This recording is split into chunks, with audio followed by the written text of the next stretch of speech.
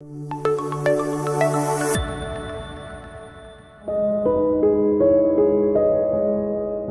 you ever heard of a lady named Irene Sendler?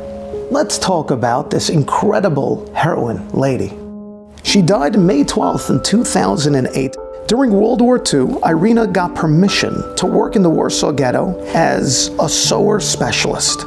She had an ulterior motive, though. Irina smuggled Jewish infants out in the bottom of a toolbox that she carried. She also carried a burlap sack in the back of her truck for larger kids. Irina kept a dog in the back of that truck, trained to bark. So when Nazi guards would come over to see, the dogs would give a ferocious bark and they would stay away. During her time of doing this, she had managed to save over 2,500 Jewish children.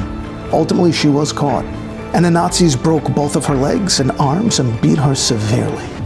Irina kept a record of the names of all the kids she had smuggled out. She put it in a glass jar and she buried it under a tree in her backyard. After the war, she tried to locate any parents that may have survived and tried to reunite the families. Most of the families had died in the gas chambers. Those kids she helped get placed in foster families or to be adopted. Now here's the amazing part of the story. In the year 2007, Irina was up for the Nobel Peace Prize. She was not selected. Al Gore won for a slideshow that he made on global warming. Irina did something that was superhuman, and yet the world took no notice of it. Why is it that way?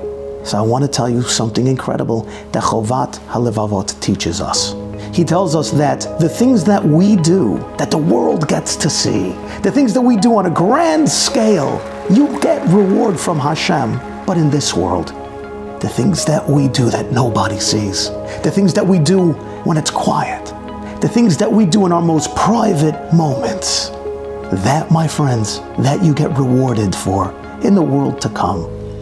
Irina had done such incredible acts that had to have been in silence, that had to have been hidden from the world. And when she did that, 2,500 souls that were saved by her, when she did that, in heaven it rang true with such a sound as to say, what kind of eternal reward can we possibly pay somebody who has done something this incredible? But that reward, for it to ring for eternity, that will have to be saved for where she will be in the world to come. So that when the world down over here stood to take notice, in heaven they said, no, that's too small for an act that is so great.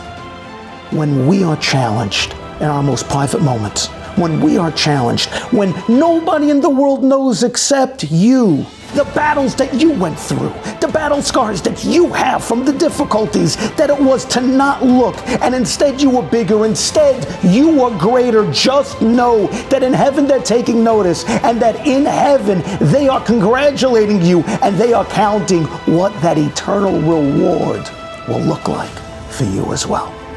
It's worth the control for what your Olam Haba will ring with.